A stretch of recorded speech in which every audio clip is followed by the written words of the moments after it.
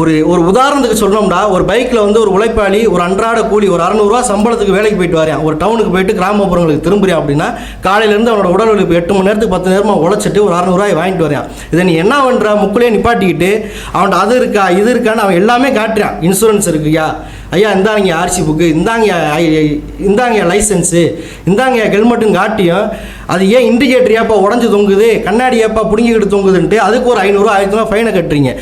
நீங்கள் பண்ணுறது சட்டத்தில் இடம் இருக்குது, பரவாயில்ல, இதுவரையே பாராட்டலாம். நீங்கள் வந்து வாகன சோதனையில் ஈடுபடுறத முழுக்க நாங்கள் ஆதரிக்கிறோம், முழுக்க வரவேற்கிறோம்.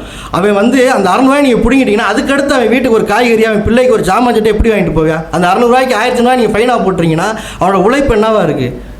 ஒரு தனிப்பட்ட மனுஷனை நீங்கள் வந்து இது பண்ணி ஒரு நாளைக்கு ஒரு 10 வண்டிக்கு நீங்கள் ஃபைன் போட்டிங்கன்னா அதுக்கடுத்து அவனோட வாழ்வாதாரம் எந்த அளவுக்கு பாதிக்கப்படுது? அதுக்கு நீ சட்டத்தில் இடம் இருக்குன்றீங்க, பரவாயில்ல, உங்களுக்குன்னு ஒரு டார்கெட் கொடுக்குறாங்க, மாதத்தின வண்டியை பிடி, மாதத்தின வண்டிக்கு நீங்கள் ஃபைனை போடுன்னு உங்களுக்கு வந்து ஒரு டார்கெட் கொடுக்குறாங்க. நீங்கள் டார்கெட்டில் ஒரு கம்பெனியாக கார்பரேட்டாக நீங்கள் வேலை பார்க்குறீங்க.